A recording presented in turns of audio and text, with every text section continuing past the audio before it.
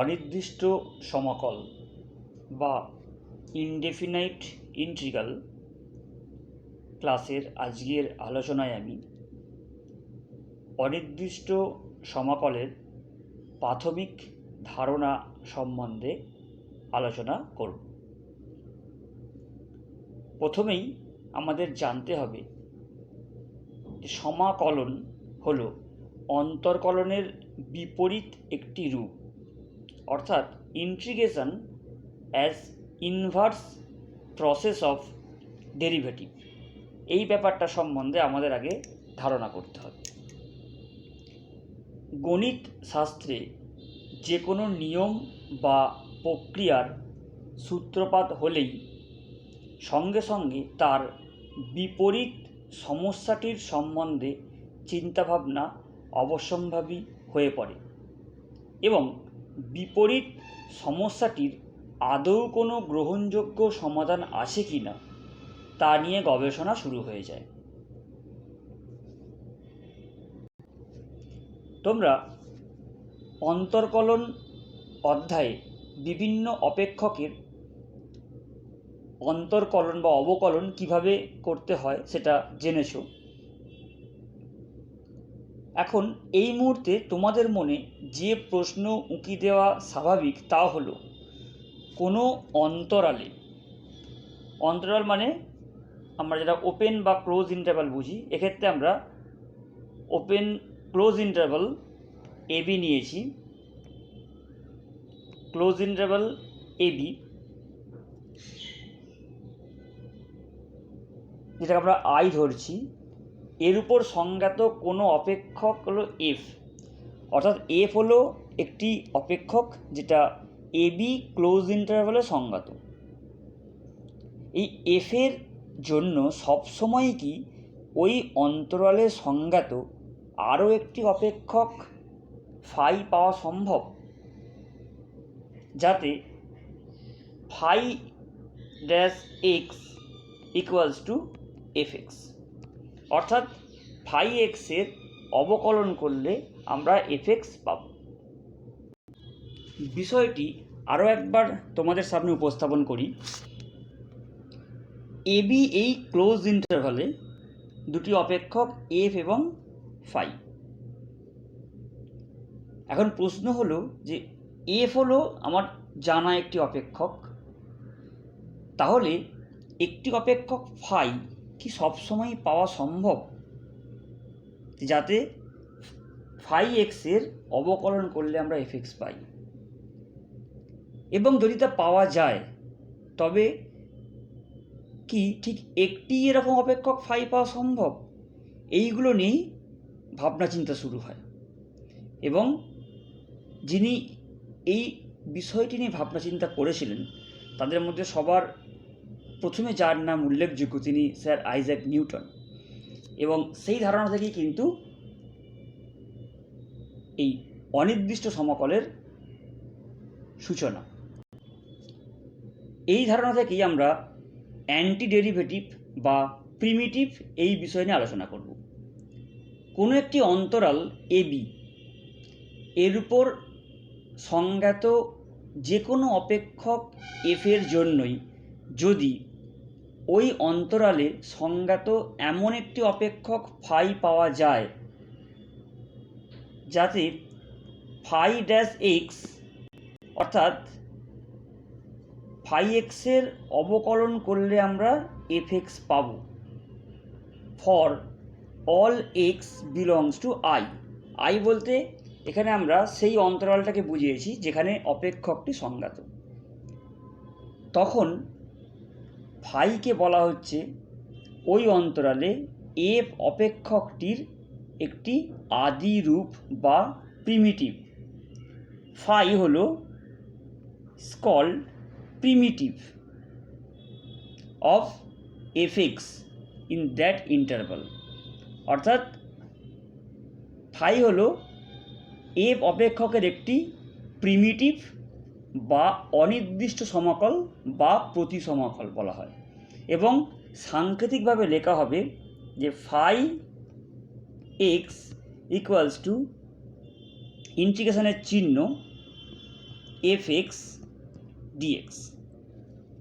অর্থাৎ আমাদের প্রথমেই প্রিমিটিভ বা অ্যান্টি ডেরিভেটিভ এর ভাবনাটাকে পরিষ্কার করে নিতে হবে, যে ফাই এক্সের অবকলন করলে যদি আমরা এফ এক্স পাই, যেখানে সমস্ত এক্সের জন্য সেই ক্লোজ ইন্টারভ্যালের মধ্যে বা সেই অন্তরালের মধ্যে, তাহলে আমরা ফাইকে বলবো এফ এক্সের অনির্দিষ্ট সমাকলন বা প্রিমিটিভ, এবং লেখা হবে phi equals to integration f x dx. এই চিহ্নের সাহায্যে আমরা প্রকাশ করব। এক্ষেত্রে এফকে বলা হলো ইন্টিগ্র্যান্ড বা সমাকল্য, এফ হলো ইন্টিগ্র্যান্ড,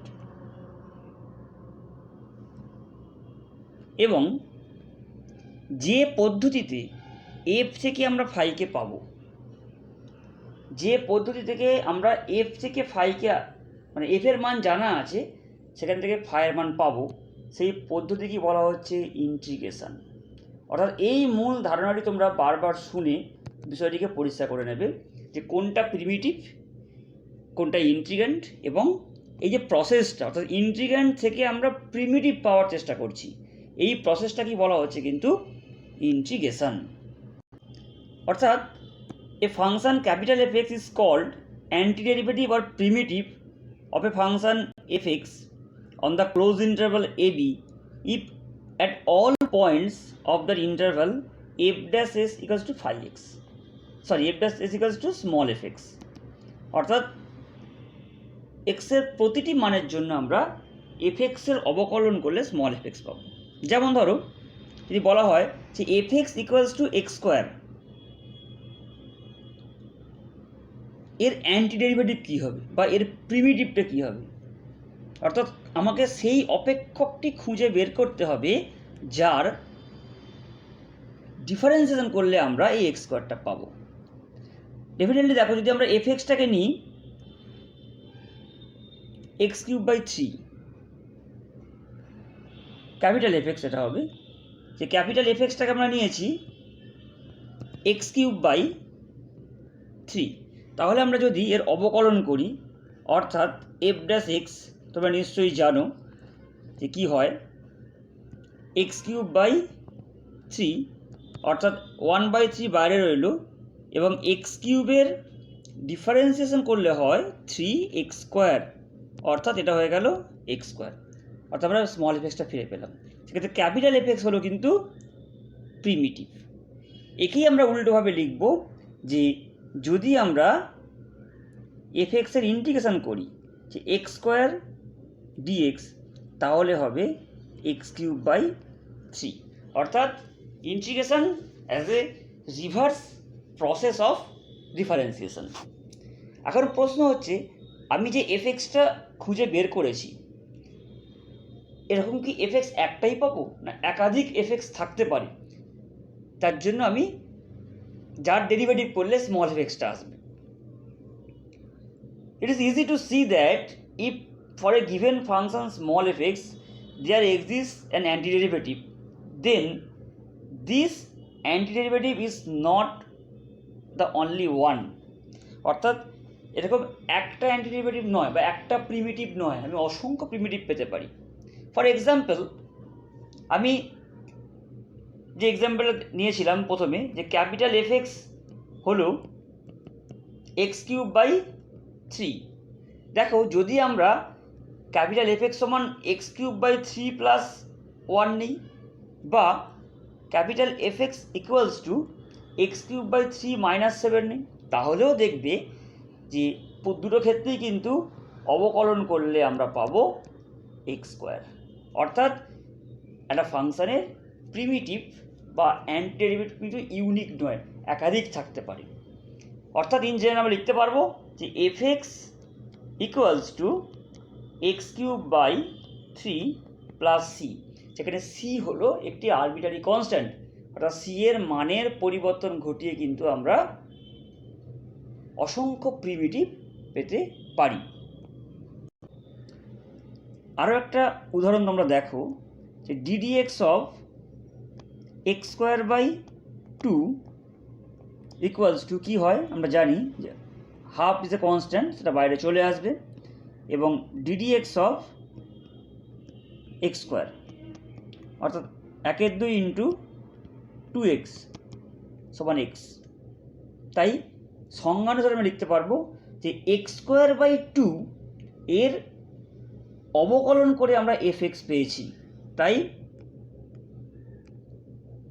x এর সমাকলন করলে আমরা x²/2 পাবো, এবং তার সঙ্গে অবশ্যই একটা সমাকলন ধ্রুবক বা আরবিট্রারি কনস্ট্যান্ট থাকবে। এখানে তোমরা দেখো কোনটা হচ্ছে ইন্টিগ্র্যান্ড এবং কোনটা প্রিমিটিভ।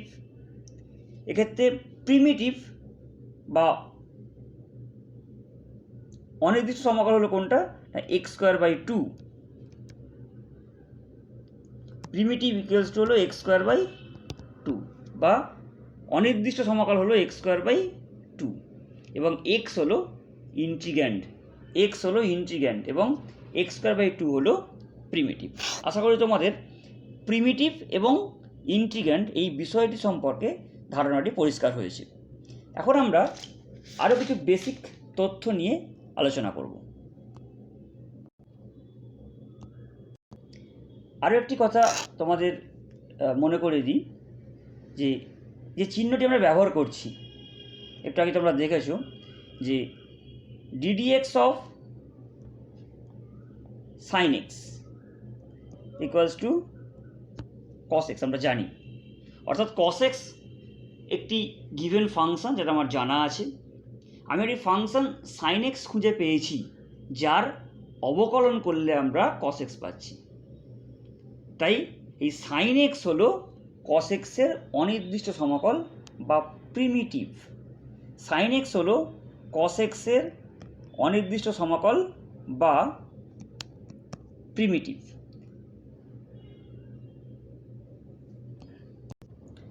এবং cos x হলো ইন্টিগ্র্যান্ড, কারণ এখান থেকে আমরা লিখতে পারবো যে cos x এর সমাকলন করলে আমরা অবশ্যই sin x পাবো।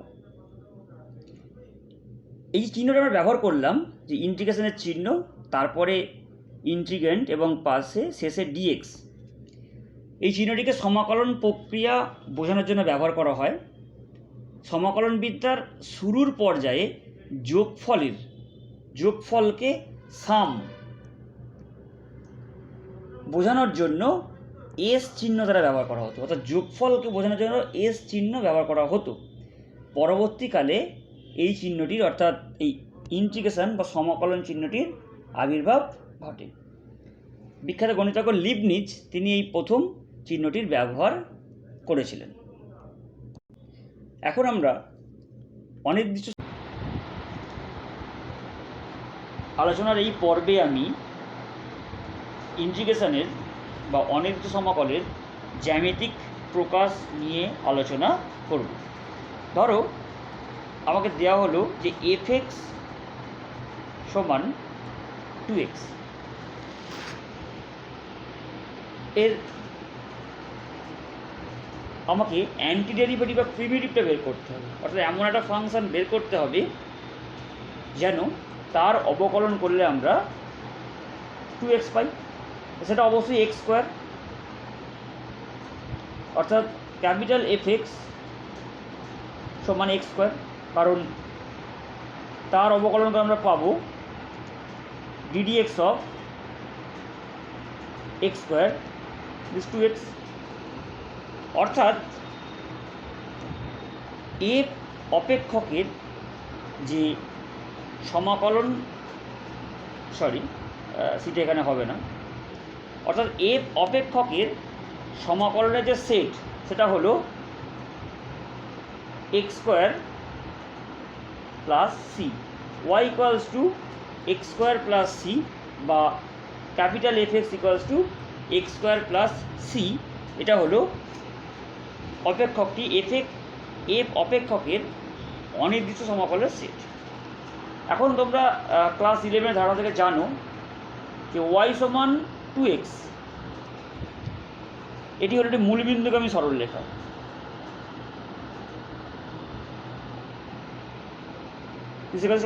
y equals two 2x। এখন তার যে ইন্টিগ্র্যান্ড সেগুলো কী হবে না, একটি করে অধিবৃত্ত হবে, কারণ y সমান x², এটি হলো একটি অধিবৃত্তের সমীকরণ যার কেন্দ্র মূলবিন্দু দ্বারা, অর্থাৎ এভাবে এটি হবে।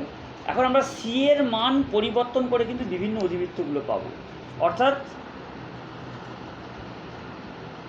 যদি সি এর মান গ্রেটার দেন 0 হয় তাহলে আমরা এই ধরনের অধিবৃত্তগুলো পাবো। এটা 1 হতে পারে, 2 হতে পারে। যদি সি এর মান লেস দেন 0 হয় তাহলে কিন্তু আমরা এরকম কিছু অধিবৃত্ত পাবো, যেখানে সি লেস দেন 0। অর্থাৎ সি এর ভিন্ন ভিন্ন মানের জন্য ওয়াই সমান এক্স স্কোয়ার প্লাস সি একটি করে নির্দিষ্ট অধিবৃত্তকে নির্দেশ করবে, যার প্রত্যেকেরই অক্ষ হলো এক্স অক্ষ। এভাবেই আমরা ছবির সাহায্যে সমাকলন বা অনির্দিষ্ট সমাকলনকে প্রকাশ করতে বা ব্যাখ্যা করতে পারি। এখন আমি আরও একটি বিষয় নিয়ে আলোচনা করব। একটু আগে তোমাদের বলেছি যে anti derivative is not unique, অর্থাৎ কোনো অপেক্ষকের প্রিমিটিভ বা অ্যান্টি ডেরিভেটিভ কিন্তু ইউনিক নয়। আমি একাধিক অসংখ্য প্রিমিটিভ পেতে পারি। এখন যদি কোনো একটি অপেক্ষক এফএক্সের দুটো অ্যান্টি ডেরিভেটিভ থাকে বা প্রিমিটিভ থাকে, একটি এফএক্স g1x এবং g2x, তাহলে প্রমাণ করে দেখানো যায় যে g1x minus g2x equals to constant হবে। এখন আমি বিশেষ কিছু অপেক্ষকের প্রিমিটিভ বা অনির্দিষ্ট সমাকলন নিয়ে আলোচনা করব। একটু আগে আমরা শিখেছি যে যদি ডিডিএক্স অফ জিএক্স সমান এফএক্স হয় তাহলে এফএক্সের সমাকলন করলে আমরা জিএক্স প্লাস সি, যেখানে সি হলো একটা ইন্টিগ্রেটিং কনস্ট্যান্ট বা একটা অনির্দিষ্ট ধ্রুবক, এই সংজ্ঞার ওপর নির্ভর করে আমরা কিছু স্ট্যান্ডার্ড ডিফারেন্সিয়েশন ফর্মুলাকে ডেভেলপ করার চেষ্টা করব। যেমন দেখো, প্রথম যেটা আমাদের ফর্মুলাকারে মনে রাখতে হবে সেটা হচ্ছে এই অংশটি, integration x to the power n dx, যেখানে এন এর মান -1 ছাড়া অন্য যে কোনো সংখ্যা হতে পারে, অখণ্ড সংখ্যা, ভগ্নাংশ, যা খুশি হতে পারে। সেটি হবে x to the power n plus 1 by n plus 1। কেন হবে দেখো না, যদি আমরা ডিফারেন্সিয়েশনটা করি, অর্থাৎ d dx of x to the power n plus 1 by n plus 1, তাহলে এই কনস্ট্যান্ট বাইরে বেরিয়ে এলো 1 বাই এন প্লাস 1, এবং নিয়ম অনুযায়ী কী হয় না, এন প্লাস 1 বাম দিকে নেমে এলো এবং এক্সের ঘাতে হয়ে গেল এন, অর্থাৎ x to the power n. Next, integration dx by x equals to log x plus C, কারণ আমরা জানি লগ এক্সের ডিফারেন্সিয়েশন করলে 1 বাই এক্স হয়। ডিডিএক্স অফ লগ এক্স হচ্ছে 1 বাই এক্স। তারপর d dx of e to the power x equals to e to the power x,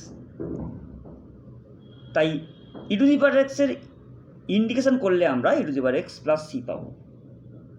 একইভাবে দেখো, d dx of a to the power x by log a to the base e সমান a to the power x হয়, তাই এ to the power এক্সের integration করলে আমরা পাবো a to the power x by log a to the base e. একই ধারণা থেকে আমরা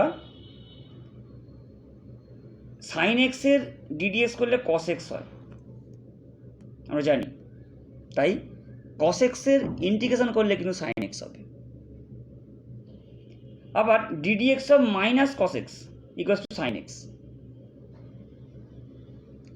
নিশ্চয়ই তোমরা জানো যে d dx of minus cos x, সেক্ষেত্রে মাইনাসটা বাইরে বেরিয়ে এলো, ডিডিএক্স অফ কস এক্স কী হয়, মাইনাস সাইন এক্স, অর্থাৎ প্লাস সাইন এক্স হবে। তাই একইভাবে সাইন এক্সের ইন্টিগ্রেশন করলে কিন্তু মাইনাস কস এক্স হবে। একই ধারণা থেকে আমরা বলতে পারবো যে ডিডিএক্স অফ ট্যান এক্স সমান সেক স্কোয়ার এক্স হয়, অর্থাৎ sec স্কোয়ার এক্সের ইন্টিগ্রেশন করলে কিন্তু tan x হয়ে যাবে। ddx অফ cot x হচ্ছে minus cos x square x, বা ddx of minus cot x equals to cos x square x. তাই cos x স্কোয়ার এক্সের ইন্টিগ্রেশন করলে কিন্তু আমরা মাইনাস cot x পাবো।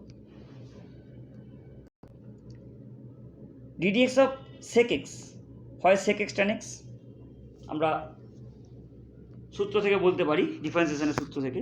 তাই sec x tan x এর যদি আমরা ইন্টিগ্রেশন করি তাহলে পাবো sec x প্লাস c।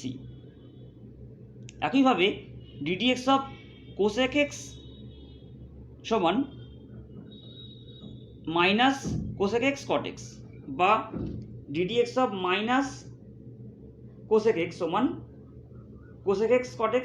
তাই integration of cosec x cot x করলে আমরা পাবো minus cosec x। Next integration cot x করলে কত হয় দেখো, আমরা যদি ddx of log sin x করি, আমরা বাই চেন রুল কি পাবো, লগ হলো আউটার ফাংশন, তাই 1 by inner function sin x গুণ ddx অফ sin x, অর্থাৎ 1 বাই sin x গুণ cos x সমান cot x। তাই cot x এর ইন্টিগ্রেশন করে আমরা পাবো log sin x। এখন তোমাদের বাস্তব ধারণা থেকে আমি কিছু অপেক্ষকের কথা বলবো। যেমন ধরো ডেরিভেটিভ, ফাংশন হলো ডিস্টেন্স, তার ডেরিভেটিভ করলে আমরা কী পাবো, ভেলোসিটি। ফিজিক্সে তোমরা পড়েছো যে ভি সমান ডিএস ডিটি। আবার ভেলোসিটি যখন জানা থাকে তার অ্যান্টি ডেরিভেটিভ হলো ডিস্টেন্স, অর্থাৎ ভেলোসিটির আবার ইন্টিগ্রেশন করলে আমরা ডিস্টেন্সটা পাবো। ঠিক একইরকম ভেলোসিটি থেকে যদি আমরা ডিফারেন্সিয়েশন করি পাবো অ্যাক্সেলারেশন। আবার অ্যাক্সেলারেশনের অ্যান্টি ডেরিভেটিভ হলো কিন্তু ভেলোসিটি, অর্থাৎ অ্যাক্সেলারেশন এ সমান আমি লিখতে পারবো ডিভিডিটি। আবার ভেলোসিটি সমান হচ্ছে এটি ডিটি, অর্থাৎ অ্যাক্সেলারেশন বা ত্বরণ তার আমরা ইন্টিগ্রেশন করলে পাবো ভেলোসিটি। এটাই হলো ইনডিফিনিট ইন্টিগ্রালের প্রাথমিক ধারণা, এবং আমি কিছু সূত্র সম্বন্ধে আলোচনা করলাম। পরের ক্লাসে আমি এই সূত্রের ওপর ভিত্তি করে কিছু সংক্ষিপ্ত প্রশ্ন নিয়ে আলোচনা করব। এখন আমি খুব সিম্পল কিছু অনির্দিষ্ট সমাকলন নিয়ে তোমাদের সামনে আলোচনা করব। আমি কিছু এক্সাম্পল বলি। ধরো প্রথম এক্সাম্পল 4x⁵ dx। প্রথমে মনে রাখবে 4 হলো কনস্ট্যান্ট, তাই সে সমাকলন চিহ্নের বাইরে থাকবে। Integration x⁵ dx। বিগত ক্লাসে আমি তোমাদের x⁴n এর সূত্র বলেছি। কি হয় না 4 × x⁵ 5 + 1 বাই 5 + 1 প্লাস একটা সমাকলন ধ্রুবক, অর্থাৎ 4/6 গুণ x⁵ প্লাস c, বা 2/3 x³ প্লাস c। এটাই হলো এই ইন্টিগ্রেশনের মান। Next example integration 2 sin x dx। তোমরা জানো যে 2 বাইরে বেরিয়ে আসবে। Integration sin x dx। আমরা জানি যে sin x এর ইন্টিগ্রেশন করলে হয় মাইনাস cos x, তাই -2 cos x প্লাস c, যেখানে c হলো সমাকলন ধ্রুবক। অবশ্যই তোমরা প্রত্যেকটি অঙ্কে এই কথাটা লিখবে যে c হলো সমাকলন ধ্রুবক। আরও কিছু এক্সাম্পল যেমন দেখো, ইন্টিগ্রেশন 1 - x গুণ রুট এক্স ডিএক্স। প্রথমে আমরা এই গুণটাকে সম্পন্ন করব, অর্থাৎ রুট এক্স ডিএক্স মাইনাস, আমরা সেপারেট করে দিতে পারবো, এক্স রুট এক্স ডিএক্স। অর্থাৎ রুট এক্সের অর্থ হলো x to the power half dx minus, এখানে হবে x to the power 3/2 dx, কারণ এখানে এক্সের যে ঘাত এক জায়গায় 1 আর এক জায়গায় হাফ, এগুলো সবই হচ্ছে এক্স টু দি পাওয়ার এনের সূত্র। তাই এক্সের ঘাতে half plus 1 by 1/2 plus 1 minus এক্সের ঘাতে 3/2 প্লাস 1 বাই 3/2 প্লাস 1, অর্থাৎ x to the power 3/2 by 3/2 minus x to the power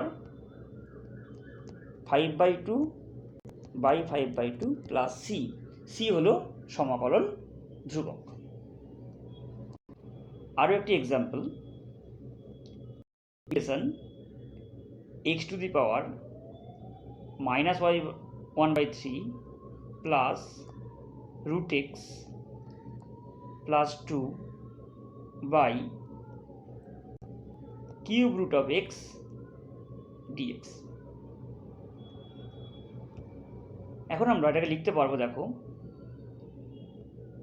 x to the power -1/3 plus x to the power half plus 2 by x to the power 1/3 dx.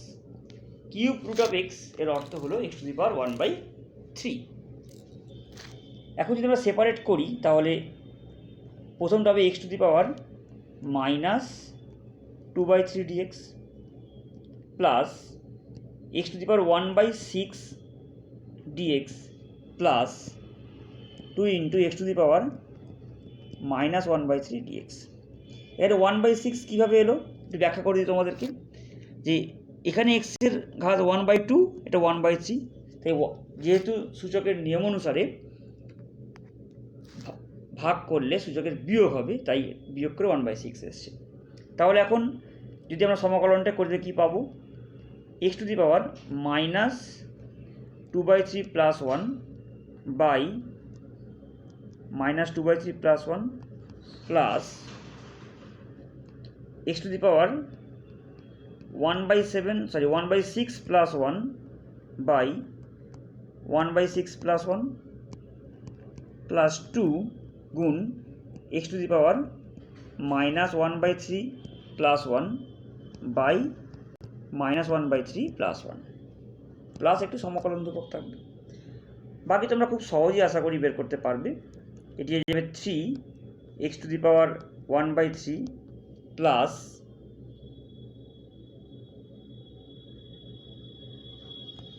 6/7 x to the power 7/6, 2/3 অর্থাৎ 3 x to the power 4/3 plus C. আমি next ক্লাসে কিছু example নিয়ে আলোচনা করব। আজকের class এখানেই শেষ। পরবর্তী ক্লাসে আমি এই অধ্যায়ের আরও কিছু গাণিতিক সমস্যার সমাধান নিয়ে আলোচনা করব।